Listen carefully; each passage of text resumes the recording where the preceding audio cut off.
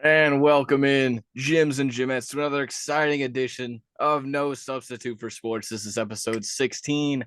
I am your host, Nicholas Johnson. And yes, we were at the Raw in Chicago show for as long as CM Punk was.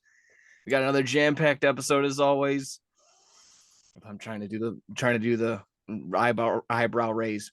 Finally, Aaron Rodgers has finally been dealt to the New York Jets. We'll get Mike's reaction and more on that later. We'll be talking NFL draft, what we want our squads to do, predictions on that, and all more. We got NBA playoffs; those are raging on, and so do the WWE storylines that are going on within. Then we'll be highlighting our favorites from the week. Finally, the actual WWE storylines, including the World Heavyweight titles being official. Oh, I thought they were going to be officially split. I wrote this yesterday. They're not being split. They're just adding a new World Heavyweight champion after the draft.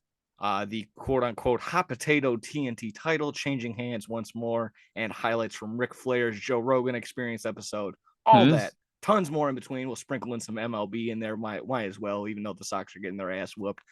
But before all that, let me introduce to you my co-host, the founder and CEO of Fat Cat _streams. That's with a Z. Catch him streaming some Mario Super Sluggers, baby. That was pretty fun. It's Mikey J Fat Cat. How you doing tonight? I'm great, man. It's a beautiful day, and I'm glad that this trade's finally done so I can relax. Yeah, it was exactly like you said. Nice of them to do that just in time for us to record today. So that was awesome. I mean, obviously the news popping off midday, like it was 2, 3 o'clock in the afternoon. That was music to our ears. I mean, we'll be Oh getting into yeah. all that fun stuff. We had some we saw some movies over the weekend. That was pretty cool. That was intriguing. That was intriguing. Hmm. We get into some of those in just a quick second. But yeah, no, nice little day. Nice Oh little yeah. day. And then I mean, obviously, like I said, just we're excited. It's been all draft talk. Bears, everything from Bears, Packers. Everyone thinks that all these no one knows who's going first. Everyone knows who's going first. It's it's insane going on just about everywhere. And of course, I don't have any details, but the NHL playoffs, can't ignore those. Those are raging on too. But I'm too ignorant on that. I don't know just yet. I'll be keying in for the Stanley Cup, the actual final. So Oh. there you go. So got some appetizers like we usually do, and kind of alluded to it earlier. We got some movie reviews. Did some movie watching over the weekend. Myself and you acted two different theaters, two different times, two different show times. So I'll be sure to keep my review on Beau is Afraid, which that 3 hour phenomenon, Walking Phoenix. I mean, recency bias or whatever. I think he might be the greatest actor of all time. I'll say it right now. I'll say it right Wow. now. That Wow. was that was a journey. That was a phenomenal movie, and a lot of people are gonna be taken back by it. Even I mean, legit. There was not a lot of people in the theater that we saw, and maybe an hour and a half, hour 45 into said movie.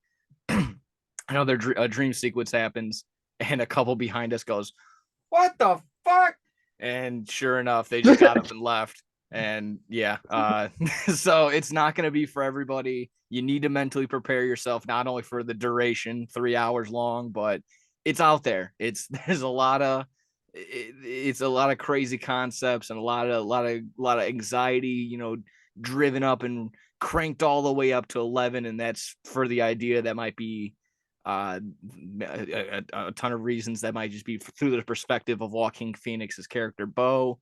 I'm sure in the IMDb breakdown or description of it, it says a guy with high anxiety but manageable is going to go see his deceased mother or something like that. Um, but yeah, no, there's and then just as they say, antics occur along the way, and so on and so forth. But I would recommend it to those who are, like I said, going to be mentally prepared for it, to sit down and just be taken back by uh, just a lot of crazy things. And like I said, you as the audience have to decide what's realistic, what would actually be going on in that part, and what is being given to you. And that isn't all the way, that isn't all the time, like it's never really deciphered exactly. So you need to determine that for yourself, and you also needed to think about what the point of view is going on. So hopefully I did a good enough job of describing that and maybe selling it or whatever. But I don't know. I loved it. I thought it was so much fun. Like I said, really crazy. And like I mean, 3 hours long, but I'm willing to go see it again. So that's what I say. So go see Beau is Afraid. I highly recommend. Oh, Hopefully, he gets the awards or recognition. Joaquin Phoenix definitely deserved it. He had all the ranges from being just being afraid to I don't even like I said, I'm trying not to give anything away. Just he checked all the boxes of everything, a range of emotions to how I felt sitting there, and I felt tense and I felt relaxed and times just so it was fun. It was a great journey. So check it out if you can. It's in like limited screenings and yeah. So there you go. Beau is Afraid. Beau is Afraid. What'd you hell check yeah. out? I went to go see that new Evil Dead Rise movie, which, oh, I'll just start off. I'll say it was good. I liked it. Uh, Big horror fan over here, so I was with some of the boys, and it was pretty good. Just I doesn't have anything to do with the old ones, if you've seen any of the old ones, but just like pretty gruesome, just like bloody stuff. It was good acting too, and like there's child actors in it. They were decent, but it was so and so. But the girl right here, I don't really know her name, but she was amazing in the movie. So I want to say that she was really good as like the main deadite is what they call them, but gets like, I mean, it's pretty obvious just from like the trailers, and so she gets infected like pretty early on, so she's just like evil as fuck the whole movie. So that was pretty cool. She did great in that, and it's just always, horror movies are getting better. I feel like I've seen a couple decent horror movies in the past couple months, and then in the past year even, there's just been a lot of good horror movies. So I always like that because they're usually just complete garbage. So they have gotten a lot better nowadays for sure. Yeah, some of them are made really cheap just for the idea that they can maybe double their money, even though that's still not even enough because that'll make up for other box office flops from those production Mhm. companies and stuff like that. So yeah, no, that always nice as yeah, big horror fans as we are as far as that goes. There hasn't been a new series or something like that, but they're killing it with this stuff. So this is pretty good. And I just saw it even in my Beau is Afraid screening. I saw the new Insidious Yeah. trailer popping out soon. So hopefully that isn't too bad. Hmm. Yeah. I'm definitely gonna try and check out. I keep messing up. Is it Evil Dead Returns or is Evil Dead It's Evil Rise? Dead Rise. Yeah. Okay, all right, yeah. There we go. That's seems It pretty had good. a really cool opening scene, and it's just, yeah, everything. There's some stuff at the end where it was like, okay, but I thought, it was overall, it was all cool. I liked it all. Yeah, yeah, absolutely. I mean, I would say the exact same thing in Beau's Afraid. There's a lot of things towards the end you're just like, oh Jesus, you're like that's oh my God. But again, it's the guy that made Hereditary and what's the other one, Midsummer. So it's kind of out there. And again, one of those I would just to piggyback on Beau's Afraid. One of those you kind of have to watch maybe one or two times through, two, three times through just to get every single Mm. detail. And it's again still fun. So Evil Dead Rise, Beau is Afraid. That's what we checked out, and we would highly recommend them to you. Let's Yeah, see go here. check them out. Flipping through the rest of these appetizers.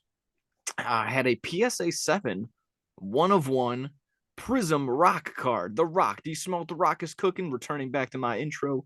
It sold for a record 126,000, the highest selling WWE card in history. Just want to go ahead and pass that through. I mean, as a card collector myself, and I've been dabbling in the WWE and AEW cards now. Let me see, I can even got one on me right now. A little Kenny Omega, if that focuses Whoa. in right now. That's not worth very much or nothing. That's just a base one, but reaching out, trying to grab it.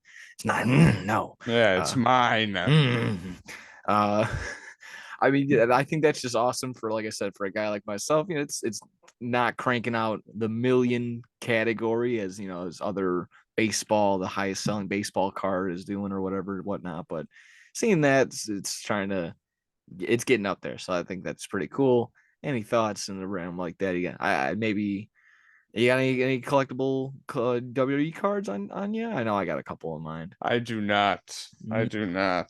I think I'm the last time I checked, you can go on like an eBay like record or not eBay. You can go on the grading company's website. I was at one point the only person to have gotten graded a Matt Hardy autograph from the certain like heritage like 2007 or something like that, and they signed Sanjay Dutt from the TNA Impact cards. So so hopefully I'm still one of those. They were graded 8, and the autograph in there is a grade 10 on both, so that's not that bad. There you go.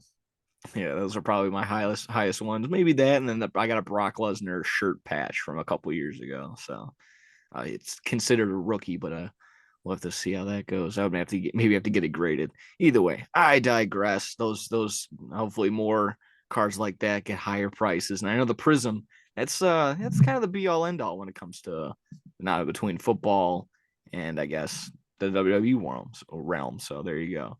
Wow. Let's I can't see. believe the WWE card is sold for that much. Wow. Yeah, I mean, a good name like the Rock, and it has him giving a rock bottom to Stone Cold, and that's like I said, and it's a one of one, so that's the only card made with that design and relic. So it seems Wow. that's pretty cool. That's pretty tight. Two more really quick. University of Tennessee shirt design. I hopefully this came up on my Facebook over the weekend, and hopefully this wasn't from like a year or so ago. Either way, I'll go through it. A kid was unfortunately bullied. He had a homemade Tennessee shirt, just pieces of paper, basically pinned to his t-shirt. He didn't I guess didn't have the money or whatnot to make it, or he wanted to make his own. Sure enough, he did. He was bullied for it, unfortunately, but Tennessee, the college, made it their official school design for that day, What? for the game. The band wore it and everything. They even went on to Damn. offer that kid that was bullied a 4-year scholarship. So hats off to What? Tennessee. So, I mean, Holy shit. yeah, dude. I mean, hats off right there. And I wish I had the picture on me. I'm sure you can Google it really quick, but the design isn't Yeah, I half got. bad. The design isn't half bad. It's just I'm trying to remember off the top of my head. What'd you say? Tennessee. University of Tennessee? Yeah, University of Tennessee. Okay. Yeah, you can probably give it a quick look. Like I said, probably University of Tennessee student design shirt. Yeah, Maybe I that'll got be. it. Yeah, like I said, the band went ahead and wore it at. Oh God, I wish I knew. I wish I went ahead and flushed out Here, all the details let on me it. see. I have some pictures maybe I can put up. You can post it as your background real quick. Yeah, just to show everybody. Yeah, like I said, wish I was better prepared on that one. That's a bad I mean, picture. it's a heartwarming story, obviously. Just and then goes to serves you right. The kid that bullied that kid. Oh, Yeah, that's the shirt. I guess this it looks this is a shirt that they made, yeah, Yes. but the kid Yeah. Exactly. So you had got like a the piece of paper or something. It looks like he had a piece of paper on his shirt. correct. Yeah, no, this is the design that the band ended up wearing, and then, yeah, like I said, the U, it's got the O of, and then of Tennessee, University of Tennessee. It's not half bad there, dude. I think that's pretty cool. I think it's better than what Here I we probably would have go. came up with. This might be a good one here. No, yeah, I like it. It's just a simple. Sometimes those simple designs are the best ones. It sells and it's got a good backstory to it, so it's gonna fly off the shelves, I'm sure. Oh yeah. So yeah, Here we go. heartwarming for sure. Yeah, the back and the That's next to side to side. perfect. You're probably on the ground right now. No, I'm just trying to get out of the way. No, you're good. There we Exactly. No, go. so just a nice heartwarming story to get our day started. I just thought I would share it and pass it on. So hopefully, like I said, that actually happened within these past couple weeks. Last one, really quick on the appetizers. Ryan Reynolds and Rob McHenry, whatever, Mac from Always Sunny. They have a soccer team. They went ahead and won first place, so they're gonna go on to the next league. However, soccer works. I want to say Come congrats on. just because the actual video. I mean, you see celebrities do this, or they're a part of teams. They just have stock holds in teams. These guys were pretty. They were in there. They were in the stands. They were very passionate as soon as the final whistle blew. They were in tears. They were hugging each other, high fiving, and so I just love seeing pure passion and pure happiness. So that's just always heartwarming right there. So like I said, soccer is what it is, but just seeing just hard work, dedication. They went from I believe from owning them immediately they jumped to like second. They lost in the finals last year, and then they went ahead and won this year, so they can advance into the next leg up in their leagues or whatever have not. So pretty cool. Any thoughts on that, being more of a soccer guy? I mean, I really only soccer when it's World Cup, honestly. World Cup. Yeah, World Cup, World Hey, that's Cup. fair enough. Like I said, I just being Like I don't recognizable really, yeah, names. it is like you said, it's cool just for that stuff to happen. But yeah, so I'm not like as invested in it when it's just like World Cup isn't going on, I guess. No, like I said, fair enough. I just thought with them two being two good guys, it's worth a notice. And then it was kind of flying around all over the socials. Alrighty, no reason to bury the lead. That was the appetizers. Hopefully, you guys didn't fill up on bread, and we're gonna get to our main course, our meat and potatoes.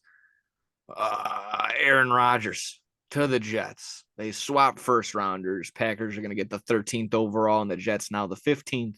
The Jets will receive, additionally, upon that, besides Aaron Rodgers, the swapping first rounders, and they will get a fifth rounder, the 170th overall. The Packers will receive, besides the first round swap, a second rounder, 42nd overall, a sixth rounder, and a 2024 second rounder that can turn into a first if Aaron Rodgers plays 65% of the offensive snaps. How you feeling on this? Jump for it. I know you just want to get into it. I'll talk after. What are your thoughts? Aaron Rodgers, the bad man, the bad man. He's just bad. Is gone. Big Bad Wolf is gone. What's up? Um, I'm very happy. I'm happy, but it's a very bittersweet feeling, I have to say. It's because I mean I knew this was coming. We all knew this was coming for weeks, months. I mean, I've been ready for this, and then when we got the notification yesterday, I didn't really know how to feel. It was just like now it's finally I was like it finally happened. I was like, well now it's over. Like I was like it's really over. Like it's just the end of an era. I got to enjoy so many years of fun football throughout my life, even though I never really got to see them win a Super Bowl except for against the Steelers. But that's really like that's when I started watching football, really. Like I remember loving the Packers, seeing Aaron Rodgers with the world heavyweight title. I was such a big wrestling fan. I still am. And I didn't really have it. I wasn't really rooting for a team, so I was like, well, I'm gonna root for the Packers. They seem pretty cool, and then I would see them on TV all the time because they would always be playing the Bears. So, um, I just became a Packer fan through Aaron Rodgers, and it's been so much fun. I mean, I've had my fun throughout these last episodes talking shit and stuff, but I have nothing but good things to say at the end of the day. It's been awesome. It's just it like I said, we got great compensation for it. He didn't want to play anymore here, so we got a higher pick, even it's only two spots, but it's a higher pick. We got a pretty high second rounder. We're gonna get the first rounder next year because he's gonna play the whole season. Why else would they trade for him? And You gotta make sure he's healthy. yeah, I mean he'll be fine.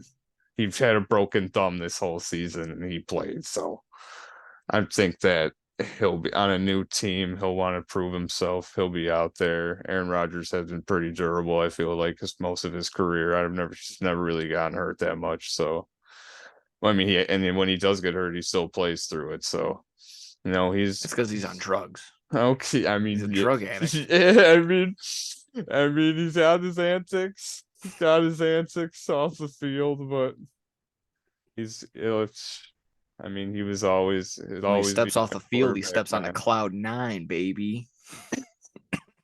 He's got to go to that's what you don't know what he does when he's in the darkness retreat. That's up to him. I don't think he even knows what's going Maybe on he's just in there. ripping dabs or something. I don't know. But Aaron Rodgers, I hope that you do great in New York. I'm gonna still be rooting for you from afar, but I'm integrated as a Packer fan now, and I'm a Packer fan for the rest of my life. So I hope that Jordan Love pans out, and I hope that we get good. I hope that we use the draft picks that we have for good players, and they pan out good, and hopefully the Packers just aren't a horrible team this season, and maybe I could still have some fun. So Yeah. I mean, I got a couple questions for you on the flip side, just on both ends, on how you think Aaron Rodgers will do in his new hometown, and kind of maybe even lead into the next part. But how do you think, getting the 13th now? Is there wiggle room? I don't think there's going to be 4 straight quarterbacks go. I think the quarterbacks are going to fall. Does a quarterback get drafted to Green Bay this year? no, Oh, okay.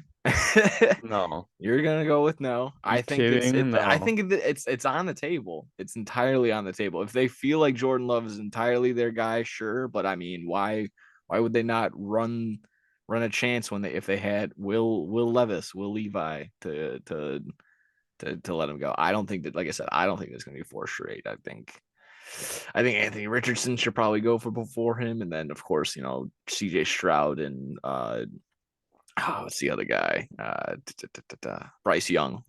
I'll probably go all before him. So if you don't think no quarterback right no. there, I think that this will finally be the year the Packers pick up a wide receiver in the first round. That's my prediction just right in time now. for Aaron So Rodgers to leave. I'm saying it. I mean, yeah, I think that there's so many good wide receivers.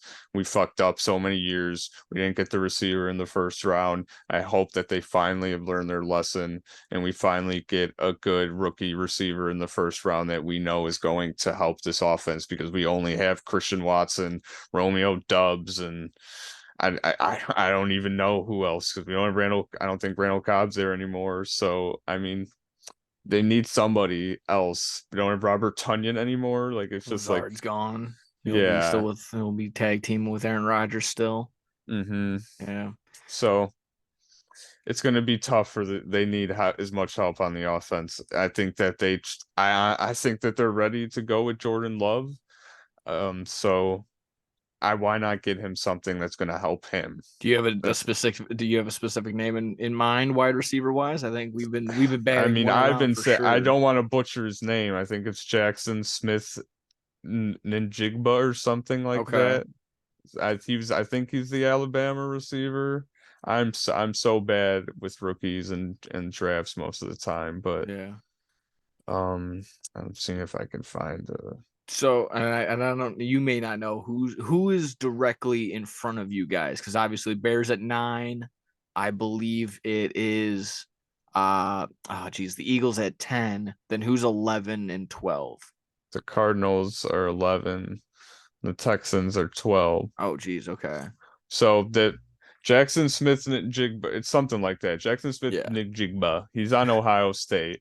Yeah. So I want him, but if we don't get him, I want Quinn Johnson, the guy on Okay. TCU. I feel like those are some of the 2 best receivers, and if we don't get them, then they're still. I'm trying to look at their names so I don't mess up, so I know who I'm talking about. There's another receiver Zay Flowers. Okay. I feel like he'll be good, but I don't know if maybe he's a more of a late first rounder, but I want them to pick a receiver bad. As a Packer fan, I'm rooting for Jackson Smith Njigba, Quinn Johnston, Zay Flowers, like someone in the first round. I will be happy just with any of those 3 specifically. Yeah. Just please, please, Packers. I'm fucking begging you. Please, like please, man. And I hope they take a tight end. Uh, on the flip side, in New York, I mean the talent is right there on the AFC side. I'm just in no particular order. Patrick Mahomes, you got Josh Allen. You'll be going up against Jesus Christ, Burrow, Trevor Man, there's Lawrence. gonna be some fun football next Trevor Lawrence. season, I'll even huh? still give Trevor Lawrence the nod in that respect, and then I'm definitely I'm definitely leaving out somebody. Justin Herbert, maybe if you want to give him the nod like that too. So I mean, tons and tons of talent. I'll try and do my best. I'll do my best to try and pull up the Jets schedule upcoming this year, but there's no way. I don't think there's exactly a lollipop or some sort of give all these. There's no way that there's a bunch of give me games coming up. So I don't know. I'm trying to. There's gonna be It's. some fun football. That's all. It's gonna be some fun football next season, man. I mean, yeah. Just within the division, you're for sure going up against the Bills twice, and then I think they'll play the Giants one time, and that'll probably be fun back and forth. They'll be for sure right there. So I mean, Here, let's and see. Jets 2012, 2023 schedule. Okay. Yeah. Yeah. Buffalo Bills, Miami Dolphins, New England Patriots, yeah, they'll play Kansas them all City Chiefs, twice, and the Chargers, Chiefs. Eagles, Commanders. Oh, these are some Okay, shitty. that might be Commanders, one. Texans, Falcons.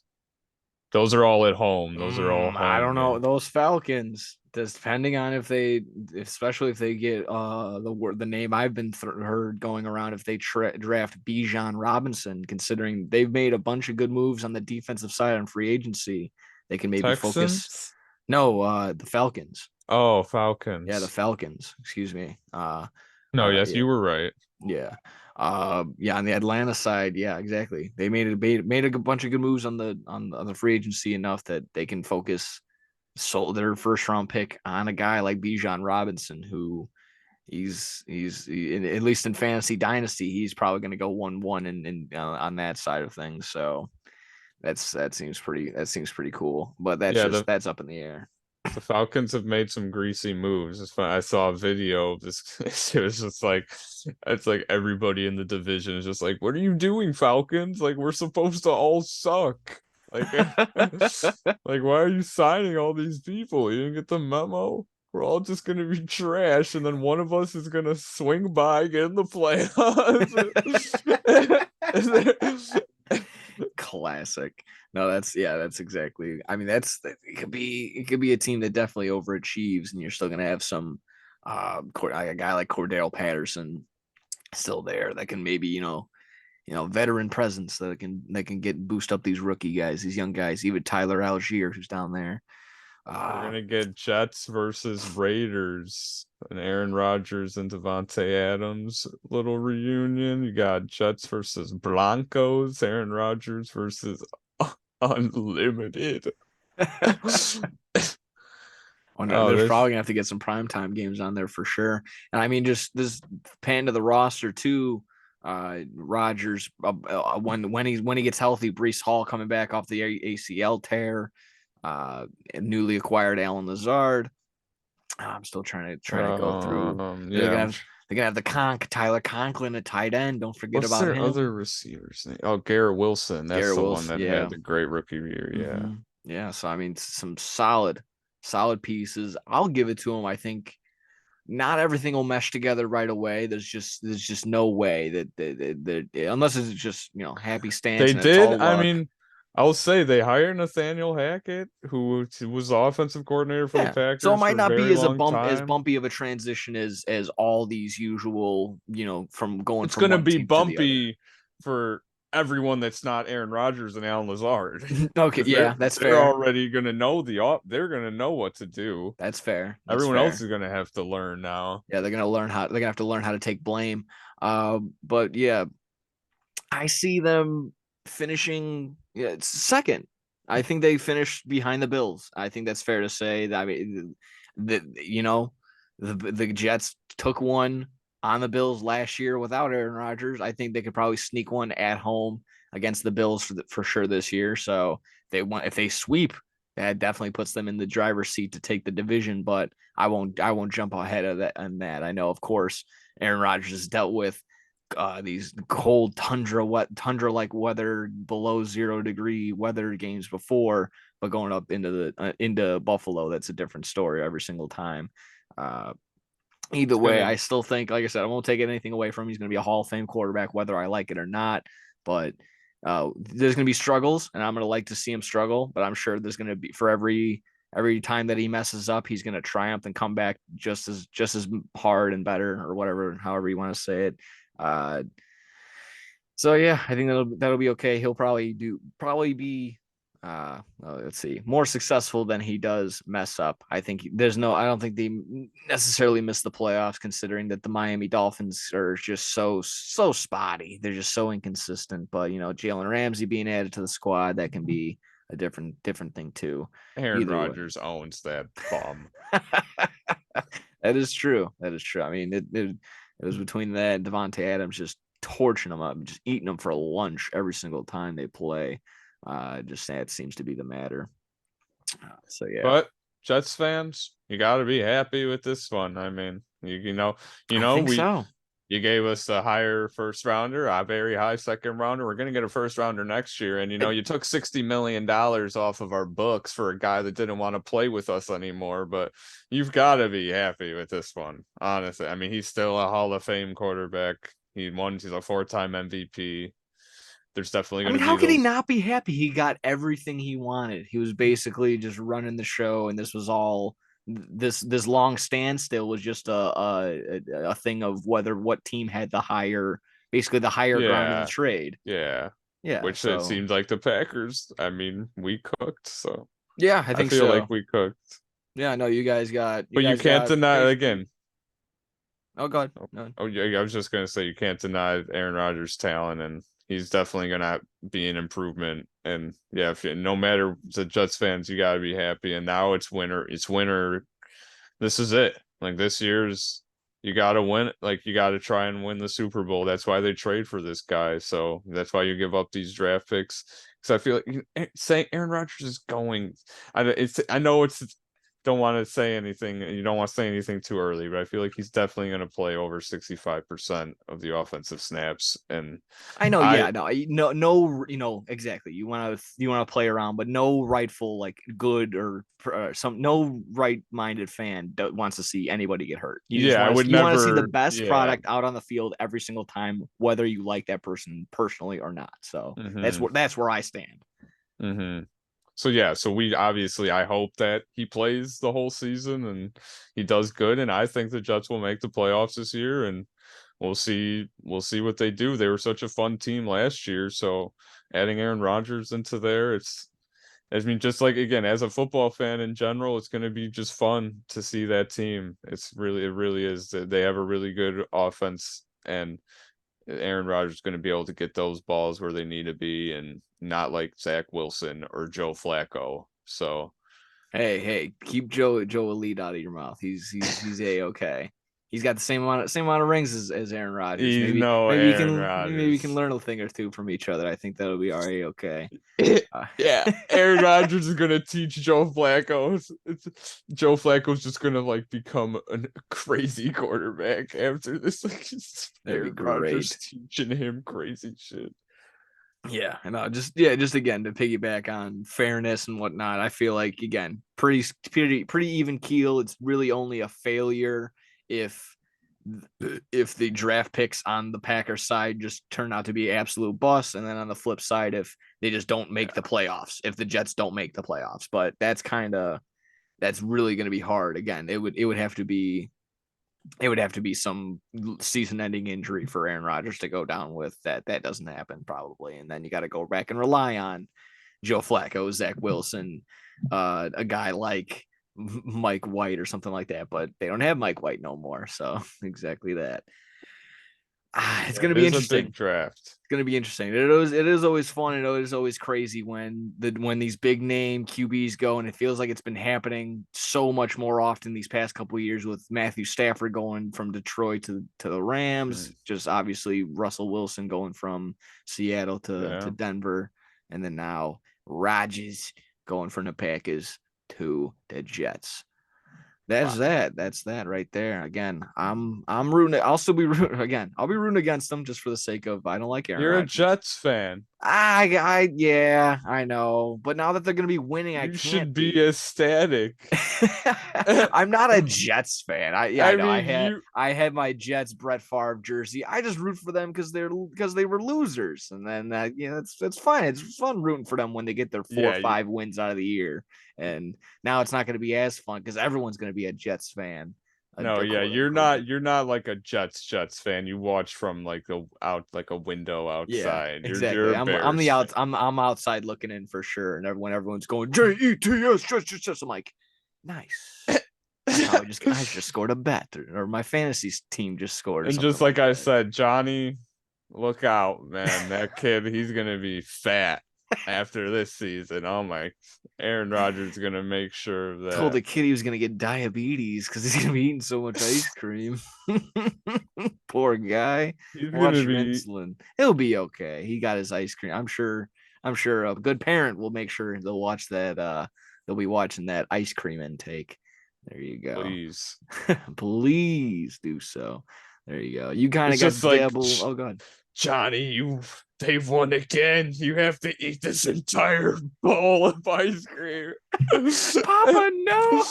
Just sweating. Recording for the TikTok, Oh like Jesus! eat it You all. just turned this into a Meat Canyon video. Hey, Johnny, he's just like, no, Papa, no. You're gonna get the ice cream. I got brain freeze, Papa. You're gonna go. So yeah, be responsible with your ice cream. Be responsible with your ice cream and be responsible with your gambling. Bit.ly/no sub bets. Be 21 and over. Be in Illinois and 1-800-GAMBLER if you got a problem with that.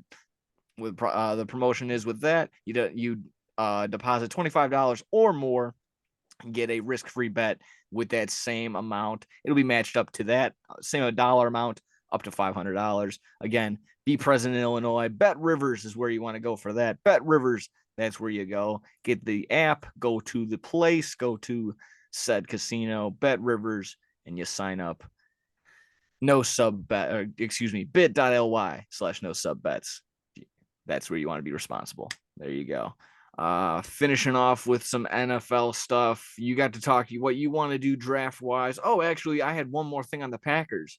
The Packers are going to be holding a free Flow Rida concert June 3rd during their Titletown Summer Fun Days showcase. Is that enough words in this showcase? So go enjoy some Flow Rida for free. I feel like they did something very. Me and my brother took the tour of Lambeau last summer, and there was something. I think like something like that was going on when we went because there was a concert. Like the guy was telling us when we were on the tour, they're like, make sure to go to Titletown for the concert, the free concert. And I wonder if it was Flow Rida last year too, because it would be funny. I mean, I'm sure you can check out the past events and whatnot, so that'd be worth it. So again, if you're if you're taking your tour of Lambeau, go ahead and check out Titletown Summer Fun Days for a free Flow Rida concert. I don't remember a single Flow Rida song off the top of my head. He was Everybody should take a tour of Lambeau, by the way. Yeah, maybe. What? No, I mean, again, I know I can sit there and hate on it being a Bears fan and whatnot, but I'll also take a step back and respect it just because there's history and being a sports nerd, I can just go ahead and sit back and enjoy that. So it is what it is. There's one part just specifically there like you stand in this part in the stadium. It's a pretty small area, but we all like they got us all together and you were able to chant like "Go Pack Go" and you're able to hear it like go all the way around. Participate. I would not participate. I would sit there with my hands folded. It was just so cool how the stadium, how they have it set up. It is pretty cool. I do like the idea of that. I mean, just if you have the acoustics set up and you're it just makes it louder than what it actually should be or whatever, just because of how the stadium is. That's awesome. And again, that's the whole point of home field advantage, shit like that. So and all the floors are heated and they have Wi-Fi in every seat. They said they have perfect Wi-Fi in every seat in the stadium. Sick. That's awesome. That's yeah, pretty I was cool, like, that's awesome. That considering that place was built when the Civil War happened, basically. So there you go. You got to talk some draft moves, and I'm sure you can piggyback on anything else that you want to talk, but got to talk a little Bears. Yeah, Got to talk a go little ahead, Bears. man. I'll just reiterate on basically everything that I've said in the past about from the time that the trade occurred. I'm still a fan of it, considering all the hoopla that's been going on ever since, considering no one knows who's going first, and then everyone knows who's going first. Now we got this Reddit post saying that Will Levi is going to go first just because he talked to one of his buddies or something like that. I'm so glad. I'm so glad the Bears don't have to deal with any of that, and they probably don't even have to deal with the whole Jalen Carter situation, because I think they kind of landed upon their guy. They want to go with Skaronski, and you know what? That's fine by me, because the other, if it's not him, it'll probably be the Pierre Johnson Jr. Again, I'm pretty bad with the names as well. Just like you said, if there's not a list in front of me, I wouldn't know. But probably gonna go with the guy from Northwestern. We got some ties there, obviously Chicago wise. Again, and you can tier however you want. In position wise, you can throw how I've heard it this way, and I kind of agree with it in terms of most important position on the field, quarterback. And then you can go, it's almost a 1A, 2A, 2B type situation of, do you want to go with the guy that protects the quarterback, or do you want to go with the guy that is going to attack the quarterback? And those can interchange, and that would probably be your defensive end or your offensive line. Considering the Bears are ninth, probably going to have to go with the offensive line. If Jalen Carter falls, he's might, but at this point, other people have been getting considerations above him. I think Will Anderson will probably go third for the Cardinals if they don't drop out of their spot. It's fine by me. And then whether it was, and it was might be him that they were talking about, Skaronski, like, oh, he's got short arms. I was an offensive line. I wasn't a good offensive lineman, but what kept me in consideration of playing games and whatnot was my footwork. It was better than other people that could basically just fallen over themselves, or they had two left feet. So it's not really about your arm length or your hands necessarily. Those help definitely, for sure. You want to have some big meaty paws and grab onto somebody, but it's about the footwork. So as long as this kid's able to move and glide, and he's gonna be a big boy, but as long as he's flying around out there, that's what it's more important to be worried about, not arm length. That's what everyone's been. I love, again, when it comes to draft time, everyone puts on their scouting hat and everyone thinks they're so smart. And once one thing starts trending, everyone just starts throwing it up and thinking that's the smartest thing that's ever been said. And then it ends up being the dumbest thing that has ever been said. So, so again, just stuff like that. I was also throwing out names. I think the must, being Bears, we got a tons of holes to fill, to still tons of depth to go through. So you can't really go wrong around 9. But I think starting off, getting a solid build at your offensive line with Skaronski, that'll probably end up being the move. If it's not him, if it's my idea, other names, I'll throw out wide receivers names, other defensive names. But Jalen Carter, I keep throwing that name out there. Do we want to do it? I'm gonna go with no. I'm still gonna go with no. I think he'll be picked by then. I don't know. Yeah, he could definitely be I really snagged think he will. by Seattle. Seattle's was considered, or the Falcons, maybe. The Falcons could also snag him. He'd fit right in. I think so. Yeah, I mean, at being Atlanta, I already have been having those ties and whatnot. That makes sense too. And he could be with Khalil Campbell, teaching him some great stuff. Yeah, absolutely, absolutely. Yeah, so if as long as some teams have done their due diligence and think that his character matches up with his play on the field and can continue doing that, so that'll be fine. I hope again that Bears don't even have to deal with that by the time it gets to 9. So they can just put their feet up, take the guy that they want, and there you go. Have at it. Have the nice rest of their day. How you doing? So there you go. I think that's not too bad. Again, throwing around names. I would love to have a crazy name like Quentin Johnston, just for the fact that I could wear a Johnston jersey and they'd be like, "Oh, it's my name."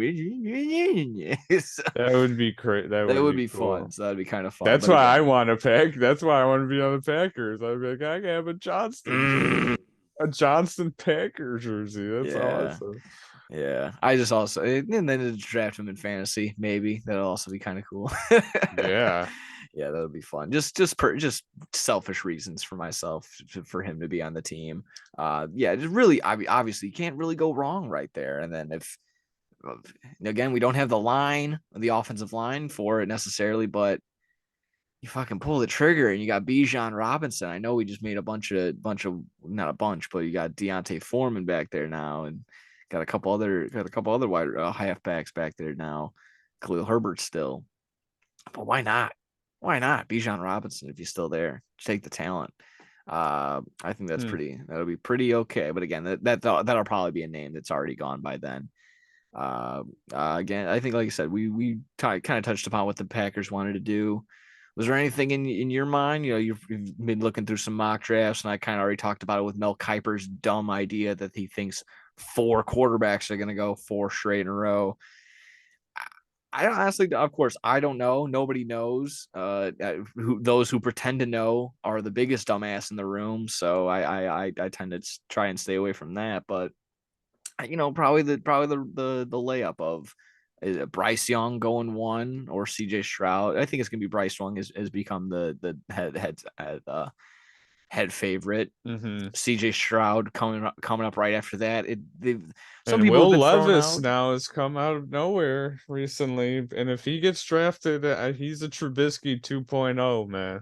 Don't draft him. Yeah, I think so. A lot of people are throwing that out there. They've come out with mock or not, with mock setups that they might even be 2 other quarterbacks ahead of him.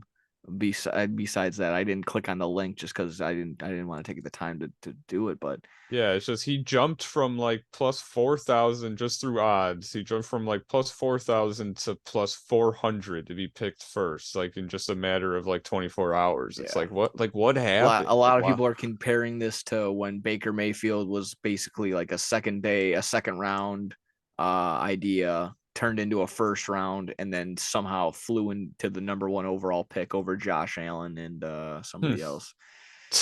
Yeah, I know, kind Imagine of. picking Baker Mayfield over Josh Allen. That's unfortunate. I'm sorry, any Cleveland fans. Yeah, that's a rough one.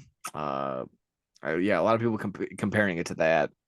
I don't see it, and that's exactly again why I'm happy the Bears traded out of number 1 because there's no clear cut 1-1. There's no John Elway. There's no Joe Burrow, even just to get more modern day. There's no Myles Garrett. There's no clear cut 1-1 in this draft. You could argue whoever you can make up an argument for whoever else, and I would even make an argument. You can say Will Anderson should go 1-1 or something like that. The pure talent, the 1-1 guy might not even go 1-1. So And also, if 4 QBs do get drafted in the top 10, then that's good for the Bears. I mean, they only moved down 8 spots, and they got DJ Moore out of it, and more picks. And I mean, if 4 QBs get picked, then what? It's like 5 other picks are going to happen before they get a player. It's yeah, like, it's basically 4 things that you didn't care about, and you just have to worry about the fight. Exactly. That's yeah. I love that. I didn't even think about it that way. That's a perfect way to think about it. yeah, I mean, If it is, the Bears got a great deal out of that. I mean, we can reiterate that all day, but they oh absolutely yeah. cooked them.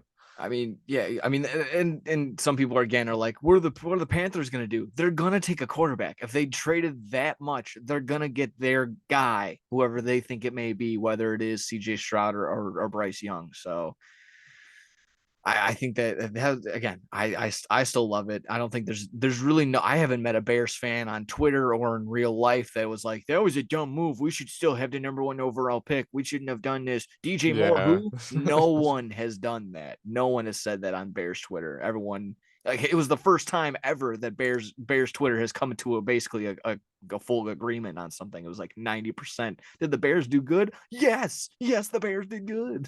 Or like someone NBC Chicago put up a post or something like that. Yeah, I mean, Chicago people aren't used to that happening. Yeah, I know. It's We've fun lived when around good here things our whole happen. lives. We know it's usually depressing. I mean, I mean, it's depressing for me too.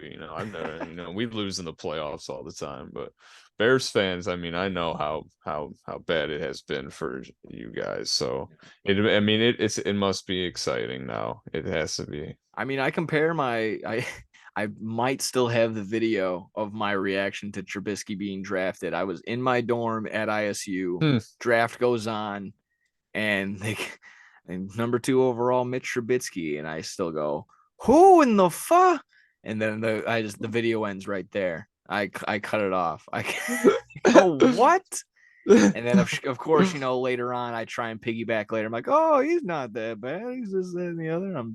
But no, I think I still have that video saved. And then I still think about where I was exactly when Justin Fields was drafted. We all had I remember that. one of our jobs where we go out of town or something like that. So we were all just listening on the radio, got the ESPN alert. Bears drafted up. I'm like, Bears traded up. I'm smacking Allen. I'm like, Allen, Bears did a thing. Bears gonna do a thing. Bears are gonna do a thing. Justin Fields, baby. So that's basically been the highlights, so far. I guess the Bears being in the Super Bowl, but then they ended up losing. So you got some highlights, but that was for sure the best. The best feeling so far has been drafting Justin Fields in my mind. So And I that's was sad in the back seat. So you that's were like the you tale were of beyond pissed off. that's the tale of two. I felt it on the back of my head as I was driving. Me and Alan are high fiving and shit. And you just hate texting on Oh, your I group was chat. so I can I mad. can I can hear I the was so mad. Because it's just moments when I know, like, fuck, man. It's like when they draft and when they traded for Khalil Mack. I remember that specifically, waking up that morning and being like, you have got to be fucking kidding me. yeah. Like, I remember just being like, wow. And then And he fucked exactly. us, and he fucked us up the first game. But what happened? Yeah, we What lost. happened? Yeah, Rodgers Oh, came back because he the, got pumped up with drugs. one of the greatest comebacks I've ever seen in a And just football it's game. just a comeback. He got cum on his back. That's it. Uh, And I remember my brother getting so pissed off, like, what the it's that's football, man. yeah, absolutely, absolutely. Like we're hopefully going to be getting more of that with the Jordan Love led Packers of the what the fuck is Oh, this? I'm gonna be getting a lot of that. In a Jordan Love jersey. I think it should be good. Yeah, you have the video of Trubisky. I wish I had a video of when Jordan Love got drafted. I think I tried to text you, and nothing went through for a couple hours. I remember your brother said everything. You were pissed, and I then I think got up, I got up, I walked in my room and I just closed the door. and that was the same draft they traded. They got AJ Dillon too. Yeah. On their very next pick. They're like, all right, we can follow it up. What are we gonna do? We got Aaron Jones, we got everybody else, and AJ Dillon. I was upset about that at the time also, Quad but fathers found his way into the yeah. offense. So that's been pretty fun. Yeah, it's nice to have that 1-2 combo, but sometimes they don't know how to use them correctly. You got, like, when you're on the 1 yard line, you got Aaron Jones running, give it to AJ Dillon, or it's like when it's give Aaron Jones the play, like the long plays, don't give it to AJ Dillon. It's like he's just a powerhouse running back. Exactly. Well, it's gonna be the draft coming up. Let's see here. Coming up on Thursday. It'll be the first round. 27th, Let me see if I'm not mistaken, they go first round and then the second next and day. third, Yeah, second, third, and then third and day then is the and then the third, fourth. rest. Yeah, basically Yeah. the rest of them. So Honestly, I only care about the first Thursday and Friday, really. yeah, absolutely. I mean, You that's kind of that's just get the your notifications for the other rounds, and you're like, oh, you look at the guy's stats for a second. You're like, oh, this guy seems you either see good. that or you see like a quick 30-second highlight that ESPN puts together or something like that for you. And it's exactly that. So always exciting. And it's just going to be mostly for the first day, first and Oh, second day. I cannot wait. We're gonna have some people getting together. It's gonna be a fun little draft. You betting on that? You can bet on the draft. Make sure You you can. bet responsibly on that. I don't know any odds off the top of my head, but You maybe can bet on specific people going to specific teams. You can bet on like specific orders. Like yeah, you can the bet on over under on their draft order and whatnot. And I think you can probably predict the first three or something like that. That seems pretty yeah, cool. that's what I was referring to. You could literally pick like who do you think will be like the first three people Okay. taken. Yeah, there you go. That makes sense. So yeah, yeah, exactly that too. And then you can do first defensive position to get first player like first defensive player to get drafted, and then they have all those odds as well. Either way, bet responsibly. Bet It's like Rivers. a QB to go first pick or any other position is like plus like 6,000 or something. Oh yeah, it's definitely in the bag. That's gonna be a quarterback for sure. Let's see. That's about it on draft day. Hopefully everyone else has fun as much as I know. We 28 other teams to get to, but that's for Yeah, other podcasts and for other interests to get into. So there you go. yeah. Go looking around if you want Yeah. to see more about your team. Yeah. One last NFL thing that came about during the week. They announced that Stanley Berryhill the third, Jamison Williams, Quintez Cephas of the Tigers of the Lions, CJ Moore and Shaka Tony. I believe they are on some other squad. They've all been suspended.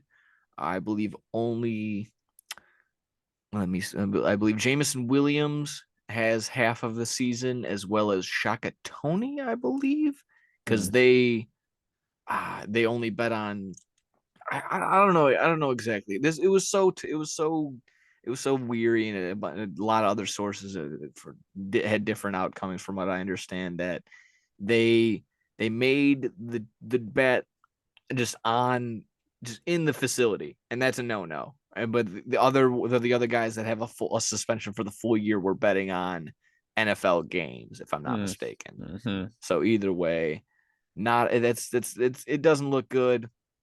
It might be a dumb rule, but if it's just as simple as don't do it there, you could do it anywhere else. Yeah.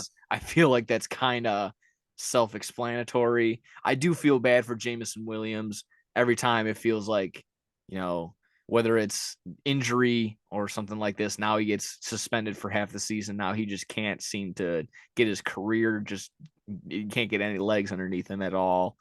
He already got a highlight or two with those long touchdowns, those couple 40 yarders. I think in a Vikings game, one even got called back. But regardless, you see that he's got the talent, but he just can't get her going, can't get it started. So that's a tough one. All these other names don't really stand out. Quintus Cephas, he's a receiver on the Lions as well, but he's nothing too special. He's not. It's not like they're losing him on St. Brown, and yeah, I couldn't tell you these other guys even if I tried. So obviously being we enjoy gambling, but you gotta gamble responsibly, whether that's not being in this facility or just not taking a nerfy when you know that these guys are just gonna get blown up. So something like that, you just gotta pay attention to. Any thoughts on this in particular? Hey, Jamison Williams, come on, get out to practice, man. Come on. I'm betting on the Pistons. Sorry. Taking them plus 13 tonight. I don't think there was any sort of like tampering or anything like that. Again, I think they were betting on at least in Jameson Williams' case. I think he was betting on something else that wasn't the NFL. But is it maybe this idea that just because they play professional sports that they would have the insight on other professional sports like that? I think No. At that's a that bad. point, he's just like one of us. I was thinking the exact same thing. I mean, he might just be exactly like that. Like you bet on the teams so probably his alma mater, I think Alabama or something like that. Or if you wanted to bet on the Braves or the Atlanta Braves or something like that, something that's close. Like we would go with the White Sox, we would go with the Bears / the Packers for you. So Mm-hmm. just stuff like that. I understand, but yeah, just going from what I'm taking back when I dabble in other podcasts and stuff like that. If you listen to macro dosing with Arian Foster and PFT from Pardon My Take, it sounds like, while they're in the league, Arian Foster, he's in the league. He kind of knows what's going on for a little bit, but beyond his team and his division, he doesn't really know anything. He's not going to know stats. He's not going to know this. He's not going to know over unders on wins and who's been catching more touchdowns. That doesn't come to be. Again, you're mostly going to be focused on that. And it's again, there wasn't the story of, oh, he's betting on the Lions to lose or he's betting on the Lions not to cover. It wasn't really like that. So don't stick your nose down upon other people like that. Again, it's a tough look. And again, it might be a dumb rule. You might label it as a dumb rule, but it is as simple as just do it over there and not over there. All right, fine. I can vibe with that. That's no problem with me. At least it's only 6 games, so not even half the season. Oh, okay. It's like like a 17 game season, right? 18 games now with the new additional week. So yeah, you're losing out on a little bit of money, but yeah, I think you'll be all right. I think you'll be okay. Yeah, I like the video that our buddy sent in our group chat with like the college Las Vegas team or whatever. They have the slot machine on the sideline. And it's like all the Detroit Lions players. It's like, yeah. I like that, or whoever sent us our in our group chats the flashback from the Dave Chappelle skit. They were doing it from the real world skit when they're all shooting dice outside. They're like Aiden Hutchinson and trying to get the team together. He's like, "Hey guys, this is like a job. We're trying to take this serious." Like, what? You want to? They want to see us live. We're living right now. I mean, again, it just layers on top of that, considering they just had their Hard Knocks too. So phenomenal stuff. That's good comedy right there. I'll tell you that. I'll tell you what. Let's see here. If you're good on NFL, again, draft coming up Thursday, we'll be recapping all that in episode 17, because this is episode 16. Yeah, Thursday. Yeah, Thursday is the draft. Thursday is the draft. Let's see. NBA. You want to skip over to some NBA right now? Yeah, I'm good. Awesome. We got some round one that we can recap since we last spoke. It's going crazy. It is. I mean, let's see. We got a game going on right now. Yeah, a bunch of games are popping off right now. Yeah, it's 78-84 in the Celtics Atlanta. So it looks like the Celtics might take this series right now. They can take it at home. That was kind of chalk. It made sense. Atlanta can. They were probably going to get swept or this almost gentleman-like sweep where they go 4-1. So that kind of makes sense. Yeah. Kind of feeling the same way with the Timberwolves and the Nuggets. Looking like the Nuggets, if they're not going to take care of it this round, they'll take care of it this game. They'll probably take care of it next. And I mean, Phoenix has the lead right now, 3-1. Clippers. It could be a fight. Kawhi's out. Oh, okay. Oh yeah, Kawhi is out, and his sister is out, sentenced to life in prison. I thought that would kind of convenient that Kawhi Leonard's also out on that same. Oh exact my thing. God. Yeah. No, I'm sorry. That's holy shit. I know. Again, the details on that are a little hairy. Apparently, did manslaughter. It's not too good. Not too good. No. Yeah, not at all. That's a no-no. Kawhi Leonard's sister, you're a little bit of a knucklehead. Can't be doing that. Let's see here.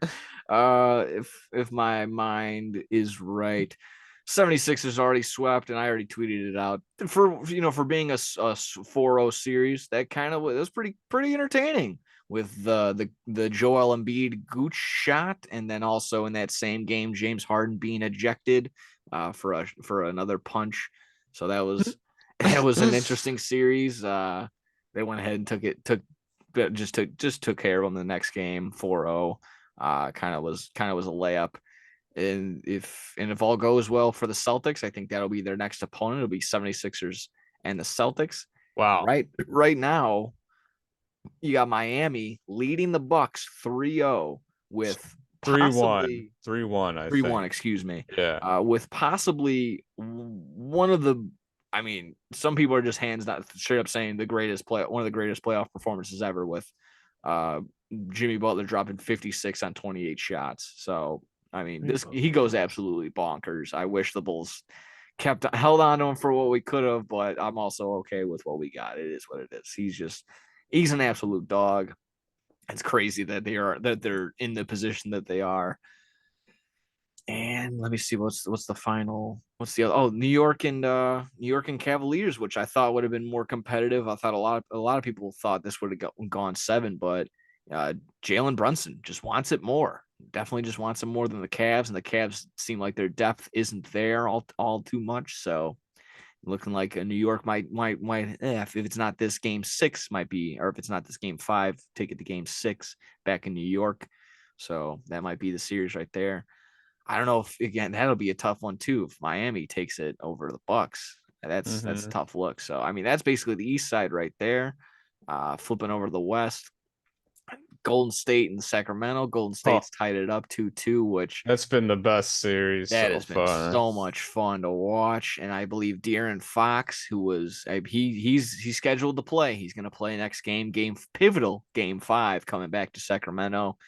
That'll I always like, this is probably the best way to do it. You got to do 3, it's 2-2-1-1-1. Yes. Yeah. That's kind of how it is. And I know you're giving all the pivotal games to the home team, but when you're the higher seed, that's kind of the that's whole what you point get. Yeah, that's what you're playing for. exactly. And if it goes 7, statistically, it could go Sacramento's way just because that the crowd, man. that and Golden State only won like 8 road games this year. Yeah, they were that's a big awful. impact. Yeah. Yeah, they were awful on the road this year. So there's that to consider. So again, that's been, like you said, that's been the most exciting series without a doubt. Like I said, kind of a chalky with Denver and Minnesota. As much as I want my Timberwolves to prevail, it's been tough. DeJounte Murray going out, being suspended for this game. We'll cross our fingers and hopefully we can steal another one and maybe make it 3-2 going back over there. But that's wishful thinking. I'm trying to think also, like I said, Clippers, Phoenix, probably leaning towards the Phoenix Suns on that one. And then boy, oh boy, Lakers and Grizzlies. Grizzlies had it in that last game, and LeBron just does LeBron James things and goes ahead and ties it up with 0.1 seconds on the clock, take it to overtime, and they went ahead and prevailed and won, taking 3-1 series lead in that one. Probably going to wrap it up, even going on the road to Memphis. Between that, you got the Dylan Brooks. I don't even know what to make of this. It's just what's a good comparison when the really loud kid in class is just like there, and then you point and you like finally and then everyone turns to him and they just shuts up and he just like cowers away. Is that kind of how it feels or something like that? I don't know. Basically, it's a very, very poor. I mean, it's analogy. basically like it says, it's like basically like when the bully just finally gets beat up or something. No, that's fair too. Just and when the loudest like, kid damn. when the loudest kid in the room finally gets just like run up on, or just like someone gets in their face and like, whoa, dude, I didn't say that or something like that. And sure enough, he doesn't want to talk to the media afterward about anything. Yeah, I hate him. I'm all for shit talking like that, but you gotta stay with it. You gotta either stay consistent, exactly, or you need to have already done something. And now he's struck out on both. So yeah, the Memphis Grizzlies have yet to win anything of really any sort of. They have nothing to show for it. They don't have an Eastern Conference Finals championship. They haven't been to the finals. They haven't been relevant since Marc Gasol was drafted back in mid 2000s. Wow. So, I mean, that's kind of that's really the reality of it. I mean, they need to.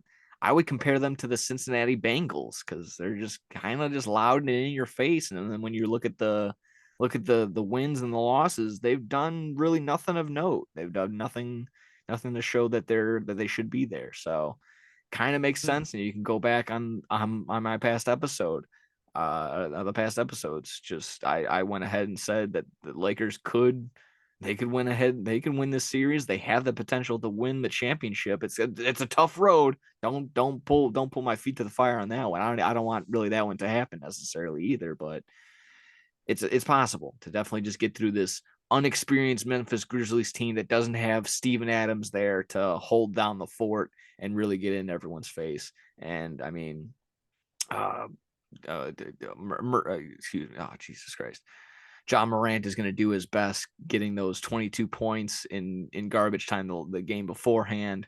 But it just goes to show that it's a tough road ahead. So that's basically the playoffs. I don't know if you had We're any. fine in the West. Your Famous words by John Morant earlier in the season. They're fucked now. Oh They yeah, did an interview with like some of the best players in the West. I don't know if you've seen that, but like she was like, how good do you all feel? And like John Morant was just like, oh, we're fine in the West. You're cooked. yikes. Yeah, And no, then that's Dylan Brooks, your career is cooked. The Grizzlies are gonna cut you or get rid of you this season, and you're gonna just be another irrelevant player damn. bouncing around from team to team for the Straight up rest of just your gonna get career. cut. No, I'd probably not cut, but he'll get like I don't think that they'll re-sign him. Like, and he'll go to another team, and then he'll go to another team, and he'll just be that guy that just does. He'll bounce around, and that's just will be the rest of his career. So Before he becomes a Shanghai Shark or something like that. yeah. So Yeah. have fun. I hope you enjoyed the spotlight for like a couple weeks until LeBron made you look like a complete fool.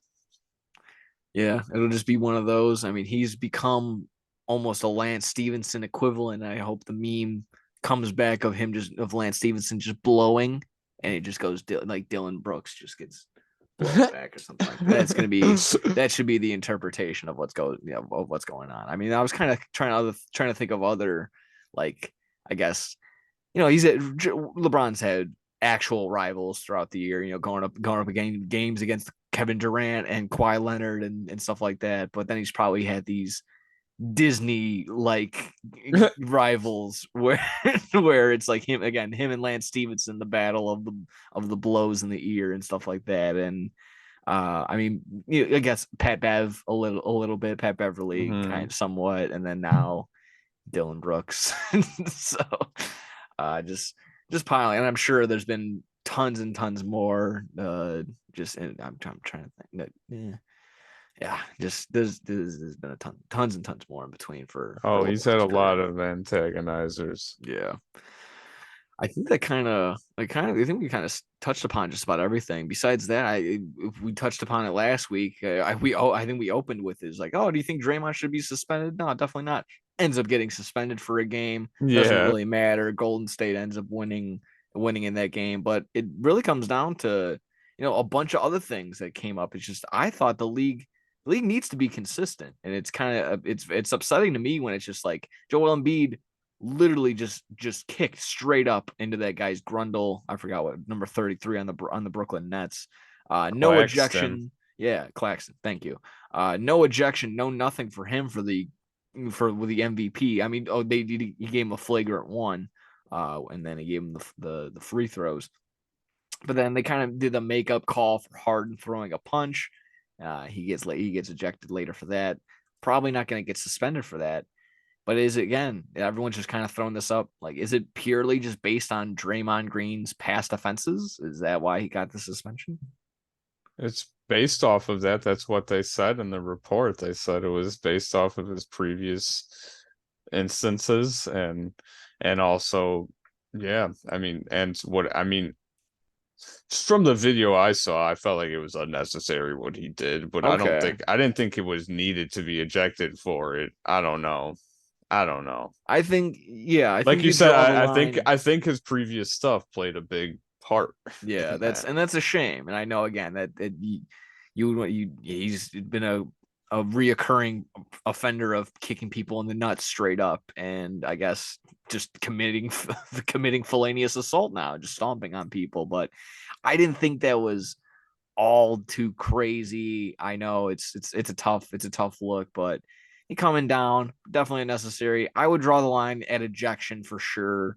But yeah, suspension that's a little much. I don't know. Yeah. That was, and then again, if you're gonna do that, you got to do it for everyone else, regardless of their past offenses. If it's literally that just happened and they're essentially the same thing and they're not treated the same, that's when I would raise an eyebrow too. So that's if it at the very least, that's where I would come to an agreement with Draymond Green. Like, hey, we just did basically the same thing, and I'm on the couch and he's not. What's going on? That's where I would raise my eyebrow for sure there too. So. I'm thankfully for Golden State, it didn't affect them. Yeah, So no, fair enough. That's true. And then they came back in game 4 and they end up winning that game too. They're tied up in that series too.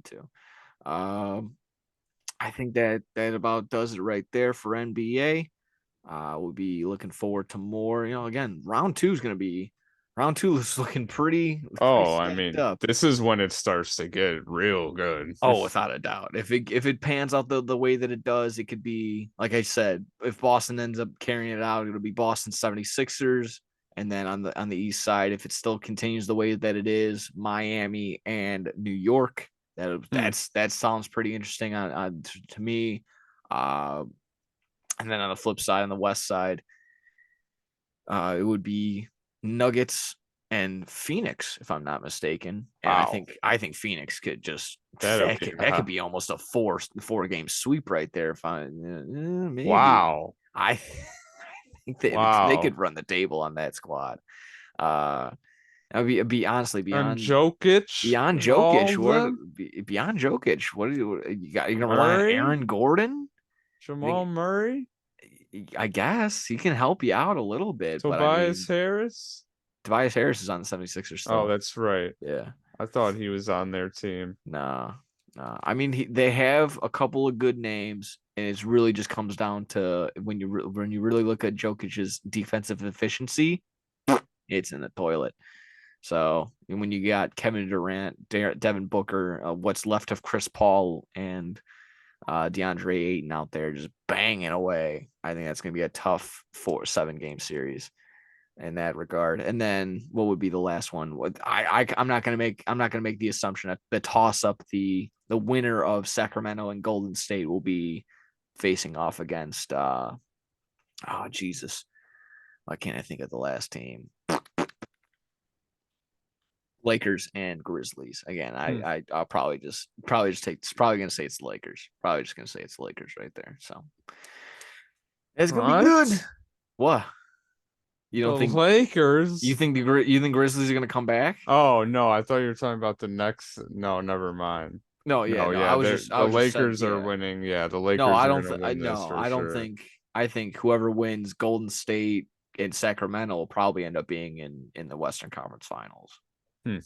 I think that's what I'm. Yeah, that's what I'm thinking. I think that's kind of gonna be right there. 2 high scoring offenses. Golden State really can't defend, but it's just the Sacramento's experience hasn't allowed them to be there just yet. So that's about it right there. If you're good with that, we can kind of lightly touch upon some MLB, and then we got some wrestling to finish off on. How's that sound? Yeah. Awesome possum. White Sox woes continue. I'm not going to sit here and bore you to death. They're bad. They've just been bad, straight up. They're getting pummeled right now as we're talking. I think 7 or 8-0 to Toronto. They just got absolutely destroyed. Not absolutely destroyed, but they should have won 2 games against the Rays. But then the Rays are 20-3 right now, so you just throw your hands up and go, what are you gonna do? I'm sure in a 162 game season, they're going to get back the 2 games that they should have won in games that they probably shouldn't have won. So, I'll think about it like that. I'll stay positive simply by saying that Liam Hendricks officially announced that he's in remission per his socials. So that's awesome. Ring that bell. That's what we want to hear. I just want to get him back whenever. I just take it day by day, step by step. I'm not gonna don't need to jump the gun on a team that's doing absolute dog ass right now. Yeah. And as I say that, they could be even put together a couple more wins, and they can only be 2 or 3 games out of the Central first place. That's just how bad the Central is right now. So that's why I'm not going to be sitting here and be all mad and pissed off and the White Sox need to do this and still early in the season. Still injured. Um, So you'll just be hearing that as of right now. So maybe wait. You can put your flags and your red flags and your what are we gonna do now and your aw shit faces in maybe a month or two when they're 20 games below 500. Uh, oh, so yeah. With that being said, oh my God. White Sox we'll try and get it together. This is a bad stretch of games coming up. They're playing just tons and tons of talent. I think that not only do they just had their series in Tampa, they'll be having a series where Tampa comes to Chicago. So Great. yeah, not looking good. Not looking good. At least on the flip side, Drew Smyly's perfect game ended in heartbreaking fashion on the north side. We can laugh a little bit. I don't even want to, just considering that just because we're down so bad that you can't even It's nothing for look at us. anybody else and laugh. We're just the White Sox are down so bad. But no, I was just saying, it's a tough look. Good for the Cubs for just beating up on the Dodgers like they have been, not only on the road in LA, but then they come to Chicago, and I think they took 2 out of 3 there for them. So had almost a perfect game up until the 8th. Probably, if you haven't seen the video footage, Drew Smyly going for a ground ball, which according to Bill, and I'll take his word for it, probably wouldn't have had it anyway, considering he's a lefty. You got to give that to the catcher. They just smack into each other in almost like I wanted to put Looney Tunes sound effects over it, though, something like that, where they like slip on a banana peel or some shit like that. Uh, I just gotta say, like, that's for sure. I mean, there's no debate about it. That has to be the most heartbreaking thing to end any sort of perfect anything. I mean, maybe maybe like someone sneezes during your perfect game when you're bowling or something like that, and that causes you to miss the 299th pin or something like the 300th pin. But yeah, that just hands down has to be one of the worst. Any single thing on that. Yeah, that was rough. When I saw that, I was like, damn, it just sucks. If I was a Cubs fan, it just sucks. Yeah.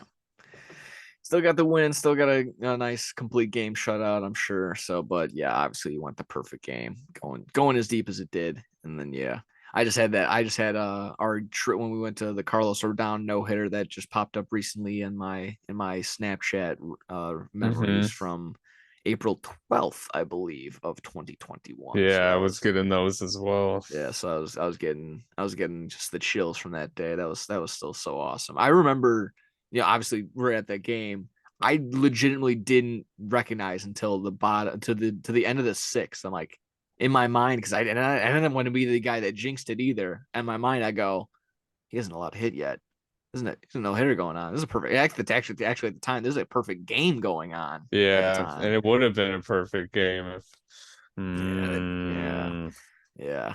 what was it? He hit the guy, Yeah, or Josh Naylor, yeah, or something. I don't remember. Or the whoever the catcher was at the time, he hit him. Whatever. The yeah. toe That's. hitter. There you go. The Hmm. toe hitter hit him on the toe. Bullshit. Either way, that was the high point of the Sox.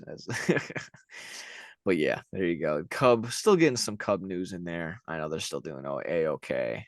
We'll be checking in on that maybe when we'll get Bill Guy back in over here maybe midway through the season, Oh something like yeah. that. Let's see other MLB news. There's something that popped up. Madison Bumgarner got DFAed by the D-backs. They're gonna eat $34 million from that. Oh Just my! I was Can I sitting. have some of that? Can I assume? Like Yeah, no. Jesus. Yeah, that's a tough one. He was obviously being a part of the San Francisco Giants. Those World Series. That's a tough look. What a fall from grace, and definitely one end of a little career. And I mean, still time to come back, maybe something like that. But that's a tough one. If your team's willing to eat $34 million, you a stinky. You a stinky. Oh, oh. So maybe better luck in your future endeavors, Madison Bumgarner. Or show something. Someone will call sometime soon. I'm definitely sometime in the playoffs. Someone's gonna need some help. Mm. Last one right there. If you got any comment on that, A's bought land in Vegas Yeah. What a come up for the A's, or excuse me, what a come up for Las Vegas. There was that one post just in the past 10 years. They've acquired the Las Vegas Golden Knights, a Las Vegas Aces, the WNBA team. They're probably going to get the Athletic A's now. They've had a Super Bowl, the draft. They've had probably going to have WrestleMania or something like that, something coming up sometime soon. So it's already Vegas, considering, the gambling capital of the world. So why not It's fill it with sports? exactly fill it up. I think that's the what a popping spot. I wouldn't raise my daughter there, but I would for sure enjoy a nice ball game there for sure. But if you are an A's fan, which I know there's very few of them, but it is sad. Yes, without a doubt. I was watching a video earlier on my break of some guy at the A's stadium, and there's like just some passionate fans there. Like there's a group of fans, they like play music in the stands and stuff. I was like, damn, this is so cool, but it's just like I couldn't imagine, like we've talked about it before with the Rams and stuff. It's Yeah, like you just lose a team that like you grew up enjoying. You have jerseys, yeah. and you're like, it's just like they're like they're not like literally not our team anymore. It's like, wow. It's like, I lost Aaron Rodgers, but I didn't lose the entire Packers Yeah. team. Like if that's a completely different feeling. I can't even begin to imagine. Couldn't So, even fathom it. Yeah, exactly. I mean, that put it into perspective of like, damn, like, small towns in Texas, like they go ape shit for their high school football because literally that's all they have in that area is that small. That's their entertainment, is that high school sport or something like that. mhm. Good or bad, that's what they're gonna go to. They fill it up, and that's sure. So yeah, I have that exactly in my notes. I'm not, it's not tore up about it, but for the fans that are going to experience that, they've been there for a very long time. So you feel bad for the actual teams that went deep and had World Series. So like the Raleigh Fingers type, Mm. guys like that. And I mean, I'm not even going to sit here and pretend like I know everybody else that was on those squads. But the teams that did well, you feel bad for that time. The mid '80s. That's when I feel like they were popping off for sure. So there's definitely it's not like I guess kind of different. It's like if the Charlotte Bobcats left or the Charlotte Hornets, that's probably less effective because they've only been there for 20 some odd Yeah. years or something like that. This has been a well established team that's been there for damn near almost 70 something years, if I'm not Mm. mistaken. Yeah. I mean, what is it? Ricky Henderson? Isn't he Yes. like the guy in center that got the Yeah. center field and shit? So, Mm-hmm. Yeah. So I mean, there's tons of history right there. So again, you hate to see him leave, but when the guy that owns the squad is basically he has the number one, what would it be called? His net worth is more than basically doubled of the next person from that. But wow. if I'm not from I might be talking out of my ass, but he is for sure the number one payroll or the number one net worth. But the A's are the least spent payroll team in the league. Wow. Just tons and tons of shit like that. I mean, you got probably AAA teams that could run their money against the A's probably. So So, it's tough. And again, you feel bad for the diehards. Then there are still diehards, whether when they're not coming in plethora numbers. Like you said, you've seen people straight up boycott games to the A's. They don't go, and they're the lowest attended games. I think there might be AAA games where there's higher average attendance than the Oakland A's. You can fact check that for that sure. is fucked. And by a couple thousand too, not just like by like, oh, a couple hundred. No, like they get them by a couple thousand. Either way, not a good look, but it's going to be a lot of fun. Obviously, they're probably going to get a dome considering they're going to be 120 degrees out in Las Vegas probably at some point in time. So probably going to get a dome for the baseball squad. I would just think that they're going to go ape shit, going to add sports books within it. It's going to just look awesome. It's going to look just going to look so cool. I mean, Oh yeah, yeah. like get the Las Vegas Raiders too. I completely glossed over that in terms of what else they've received over the past couple Oh of yeah, years. they've So, got all they're missing is a men's basketball team. yeah, Yeah, and which I might think happen in the foreseeable future. they've been talking about that. It's just they might not switching city to city, but just expanding because they'll Yeah, add Las Vegas and they want to add Seattle back. Seattle, yeah. Yeah, so that would be pretty fun too. Las Vegas, they're always on the come up, always popping off there. It's always fun.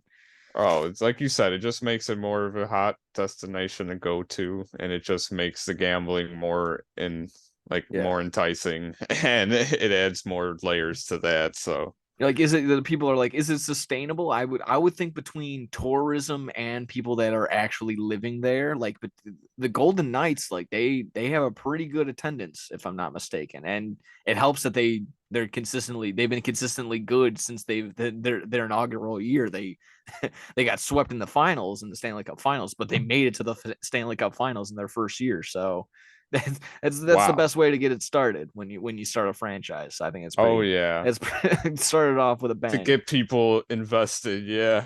Yeah, absolutely. You can be like, I was there when they started it and they went to the finals. They lost, but it was all right. It was pretty fun. So there you go. That's Las Vegas, and again, it's sad to Yeah, I see them forget that go. people live there sometimes, and it's not just the strip. Yeah, exactly. It's not just dancers and I don't know, casinos and stuff like that, and the Pawn Stars guys. Those people actually live there for sure. And them, yeah. Yeah. Either way, that seemed to be pretty good in the MLB world. Is there anything you wanted to add? I think did you have something on No, MLB? it was about it was about this whole Las Vegas thing. So Okay, for sure. Gotcha. Awesome. I would hate to gloss over anything. no, yeah, that's all good. Awesome, possum. All right, in that case, we can wrap her up with some wrestling like we usually do. We had, of course, another big trolley, huge announcement coming from the WWE world, the WWE realm. CM Punk attended Raw for a little bit, and we got Ted DiBiase Jr. You remember him? He's in some Yeah. hot water right now. And Ric Flair's Joe Rogan podcast episode was pretty cool. So we'll go over some highlights right there. Starting off with what, like I said earlier, the new world heavyweight title design from WWE. I'll start off with you. Yay or nay? Just on the design. How are you feeling? Yay or nay? I love it. I like it too. I love that they mix the old school with the new. Like it's literally the same exact world. It's the same design if you look really closely at it. It's like, oh, it's literally the same exact design as the world title, besides the fact that they added the big WWE Yeah. logo in the middle, and they got the stuff on the sides. But yeah, I mean, I like it a lot. It's awesome. The World Heavyweight Championship was always my favorite, so to bring it back in any sort of way, I love. So this is literally it's called the World Heavyweight Championship. So I love that.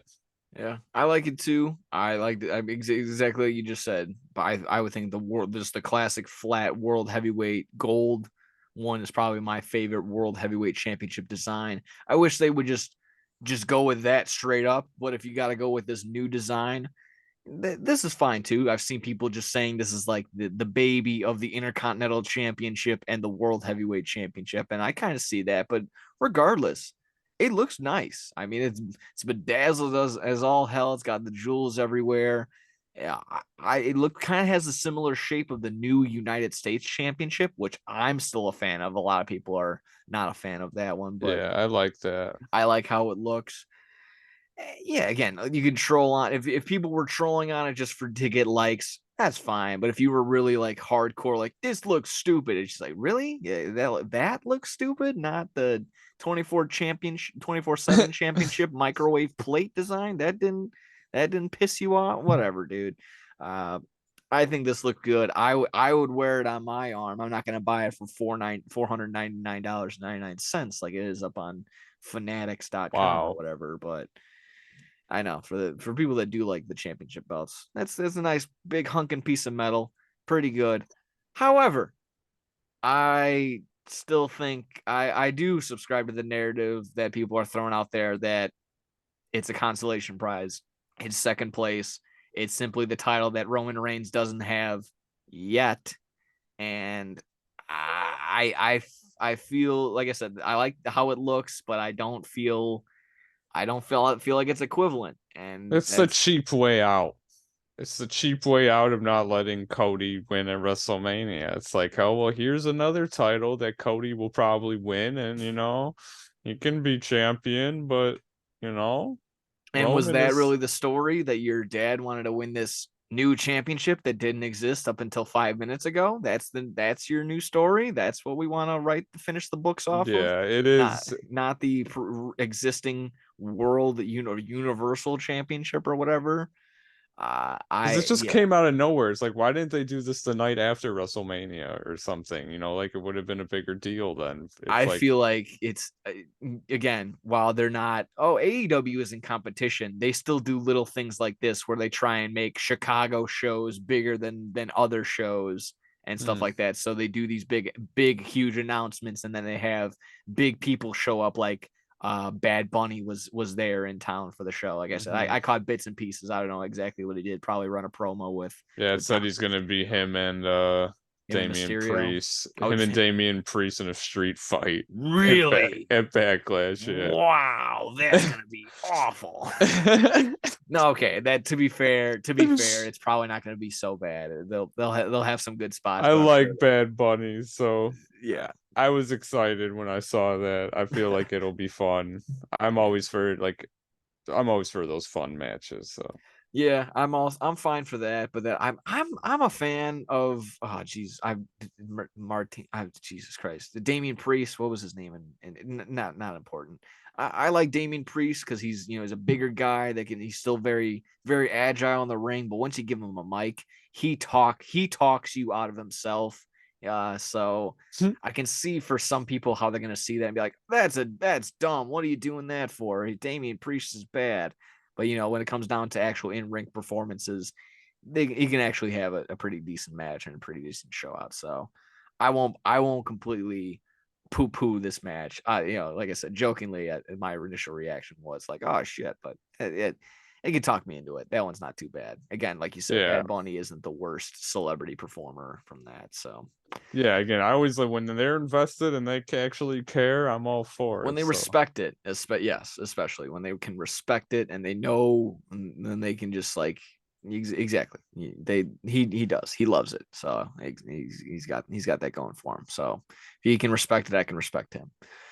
Let's see. Yeah, again, that'll the winner of that world heavyweight title, that'll be determined in Saudi Arabia on Saturday, May 27th.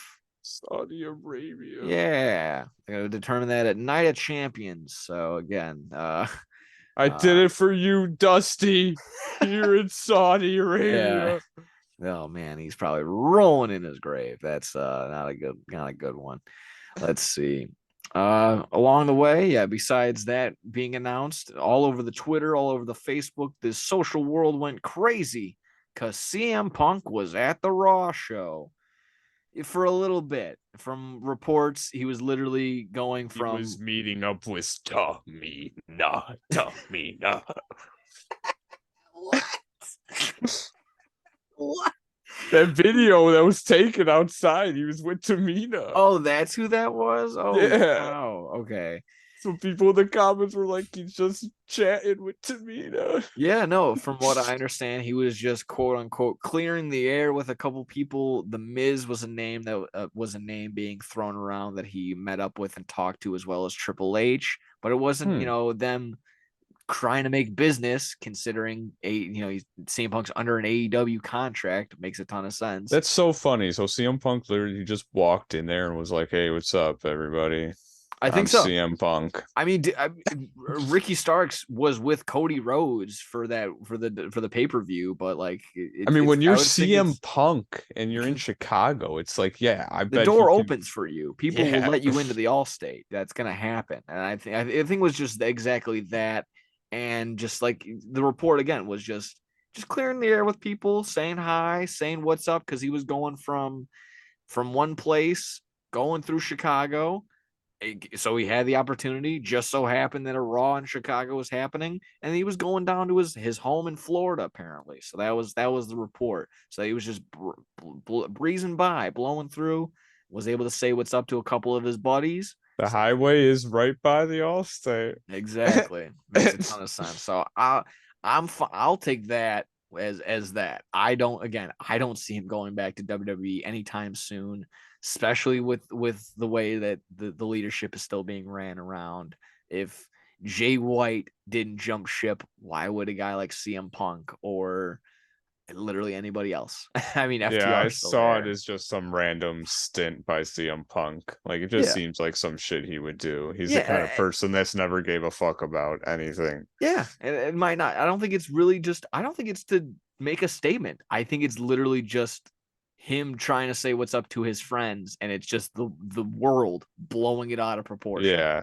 So I mean, if people, I'm it's always, yeah, WWE and AEW were like against each yeah, other. It's like you forget they that can't they're all coexist. normal people that have all wrestled with each other around independence for years. And Yeah. CM Punk has known, I mean, he worked in WWE for years. Like, Yeah. Like this might come as a shock to some people, but Buddy Matthews and Rhea Ripley are dating and they aren't in the same company. Wow. Andrade and Charlotte Are married. are they married? Yeah. They're married. They tied the knot. They jumped the broom and they're Like, in different companies. can you It's believe it? possible. I know it's not blood and guts every single time that Again, these Ricky people come Starks. across. Ricky Starks is best friends with Cody. He was backstage at a WWE event. It's like These are it's people at the end of the day. yeah. Yeah, exactly. So it's just it was just a slow media day without a doubt. I love the one comment I saw. I wish I had the name, but it was just some guy on Facebook. He goes, "Damn, this guy saw CM Punk wasn't trending and said, I'll put an end to that." So sure enough, time to blow it out of proportion and just let CM Punk live, dude. Just let him do Yeah. his thing.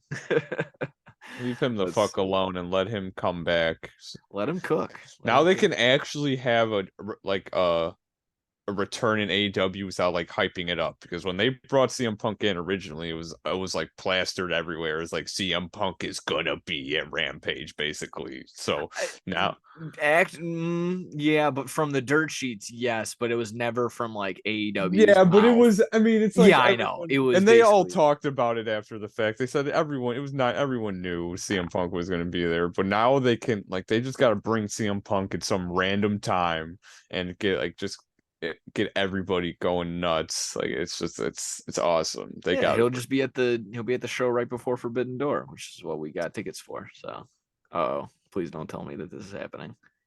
Oh, please. Oh, Jesus Christ. My computer's freezing up right now. No, it's not. Oh, Jesus Christ. What's happening? What's going on right now? Oh, Jesus Christ. It Come says we're on. still recording up. How about now? We still It good? says we're still recording. Okay. All right. Sorry about that, folks. My computer just decided to go completely black screen, and now we're completely fine. So Holy that's fine. Oh, it just says my thing's unresponsive. That's okay. All my notes are right in front of me, anyways. Done with CM Punk. We can breeze through a couple more things if you were good on CM Punk. I think. Do you have any yes. lingering comments? Okay, No, cool, it's cool, cool, fine. cool. Let's see. WWE and Twitch kind of finally come back to a three-way split agreement. If you remember back in the day, they had cut their ties with Twitch and everyone else having basically secondary forms of income. So now it'll be an even keel three-way split between the WWE, Twitch, and the personality. Fuck them.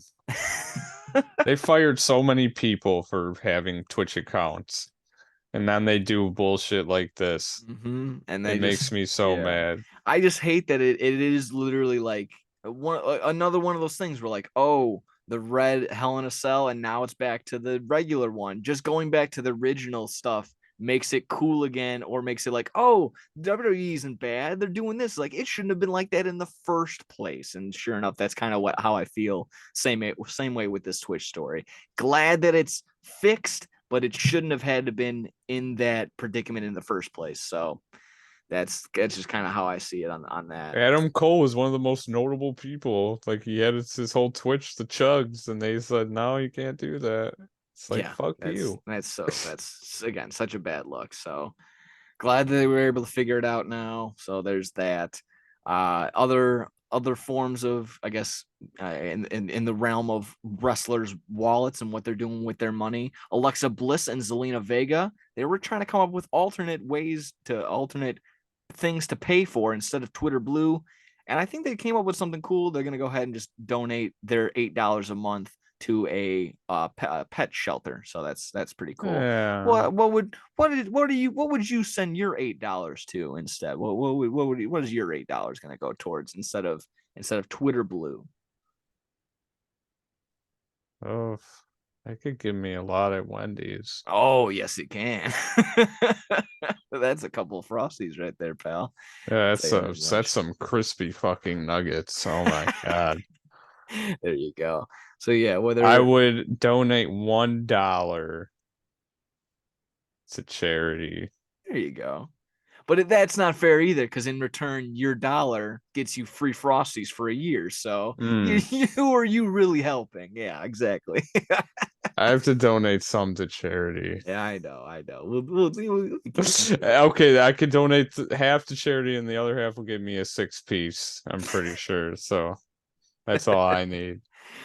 Donate it to the generous charity foundation for people that have run out of money in their gambling accounts. What? Let's see. Let's see here. Another Call one. the hotline. Call the hotline. 1-800-GAMBLER. Gambler. A couple more things in the wrestling world. Let's see. The Wembley Stadium, the seating is basically all open for all in. No seats are blocked off. They want to sell that bitch out. I'm all for it. I think the range is anywhere from 1,500 pounds to 35 pounds, which that sounds like some heavy currency if I'm not mistaken. So figure that one out. Those guys. And I'll just say this, and again, call us AEW stands or whatnot. I think also the hate of like, oh, it's AEW, they're not going to sell out 90,000. Why would you want to throw the shade on that? And two, you're also disrespecting the British fans who you're like, oh, you can't sell out that many people. I think it's a little disrespectful. So if I'm a British wrestling fan, I'm grabbing my 30 pounds, 40 pounds, and I'm grabbing a seat up as close as I can or whatever. So I mean, that would just be my thoughts in my mind. So you can't sell it out. That sounds like a personal challenge to me, even if I'm a British wrestling fan. So sell that bitch out there, guys. Yeah, and as an AEW fan, I hope they do. That'll be awesome. Yeah. I think just for wrestling in general, like why wouldn't you want to just have it prevail? Like I as much as I joke, like, yeah, I haven't seen those Raws back in the day when they would barely sell out or stuff like that. It's like, yeah, that's kind of cool. But when they had that Clash of the Castle or something like that, you want those giant loud reactions, like 70,000 plus people. Like it just makes for an exciting all around experience everywhere, whether you're there or not, having that many people react to that. So having 90,000 people pop to MJF retaining the world heavyweight title, that's going to be awesome. So we'll go ahead and keep that in mind. Still on some AEW thoughts on the TNT title changing hands as much as it is. Oh. I'll spin zone it really quick on what I think in my mind, what is right, what is wrong on this, why everyone should kind of calm down.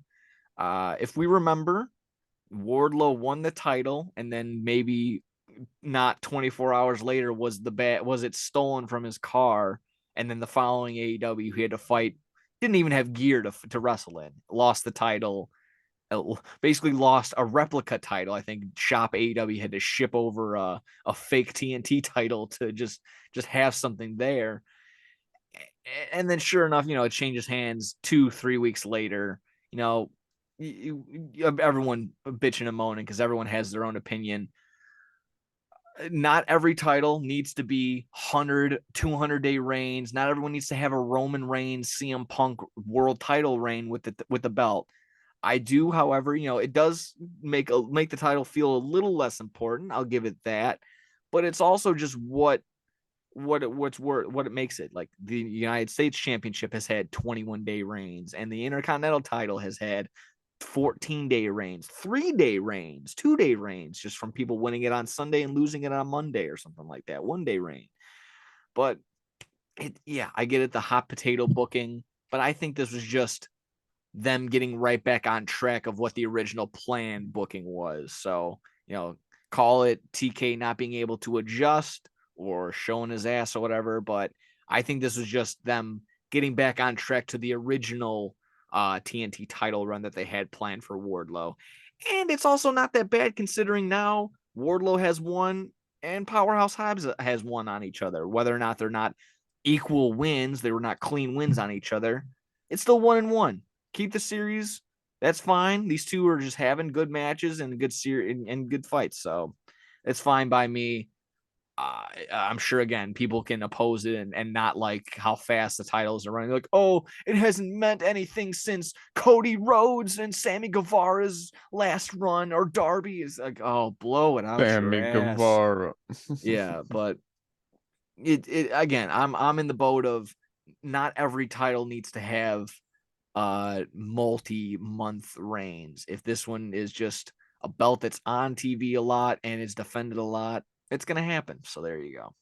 Any thoughts on the hot potato booking of the TNT title?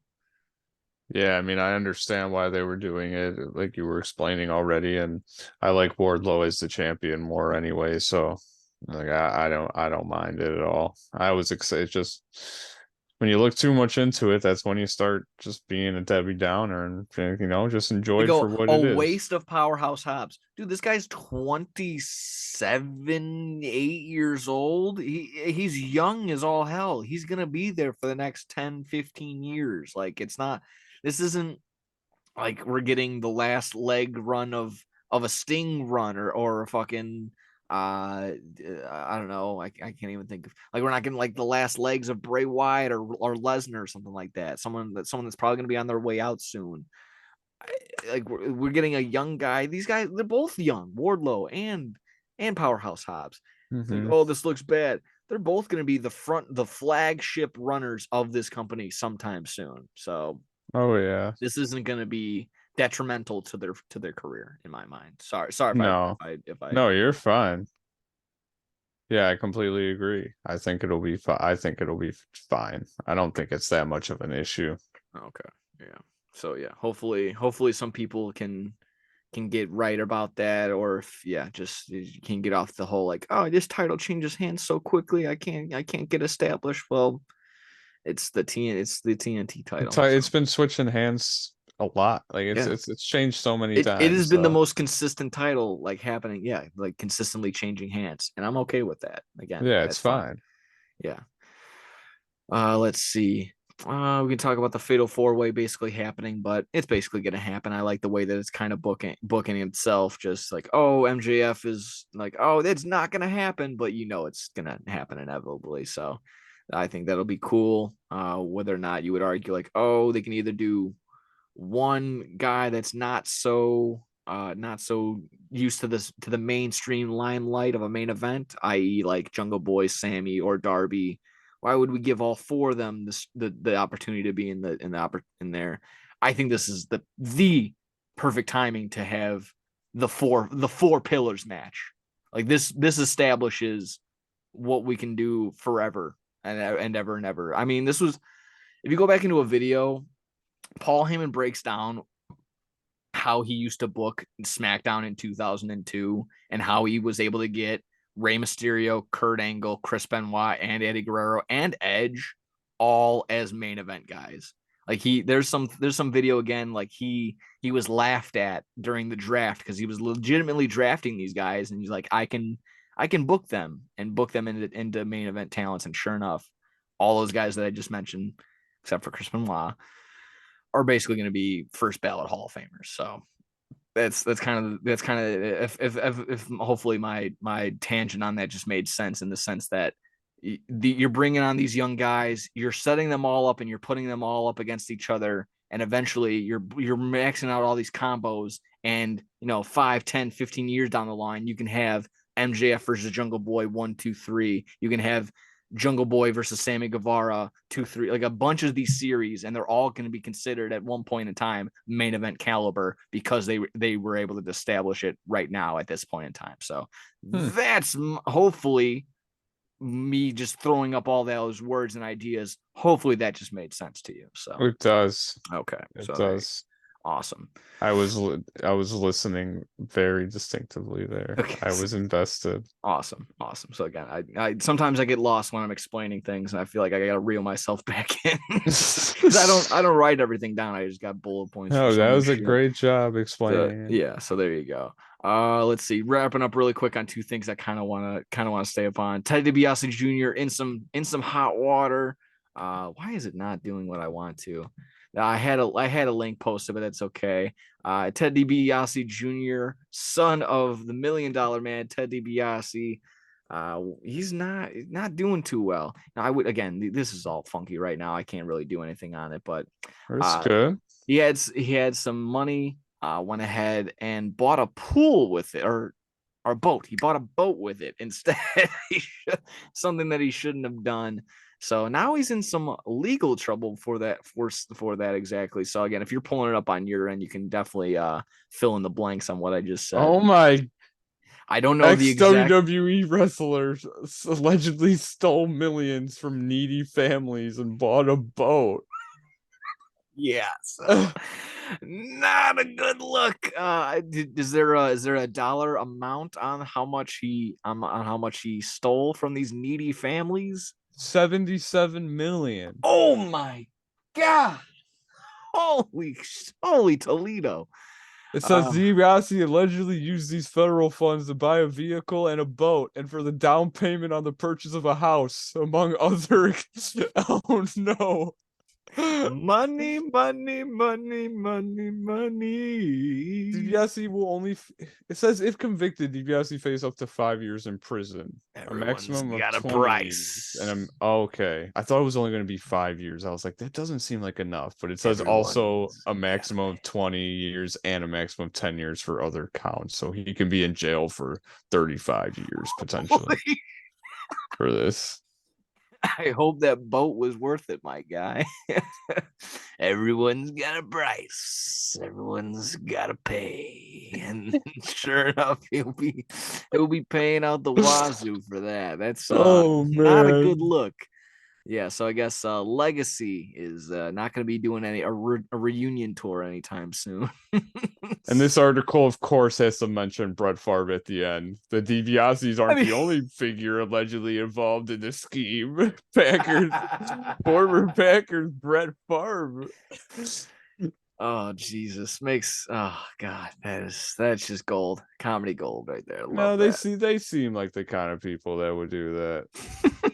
100%. Oh Jesus. Yeah, so that's basically like that. Ted DiBiase Jr. in some hot water. Maybe Dad can help him out. Probably not though. That's gonna be a tough one. Yeah, have Ted DiBiase come into court and cut a promo like that. Here's $1 million. Yeah, him and Virgil come in. He just writes a check to the judge. What's song price, and everything. Everyone's got a price, Judge. What name your price? Like, sir, this is live. What are you doing? Get out of here. I'm the $1 million man. And yeah, he does that laugh. He does that laugh to the judge's face. Yeah, just gets this fucking girl. 35 years.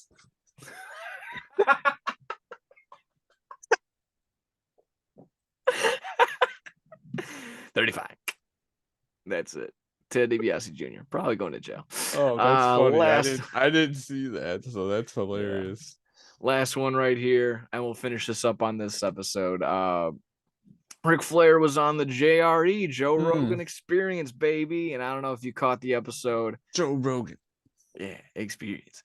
He had some good ones. Let me think off the top of my head.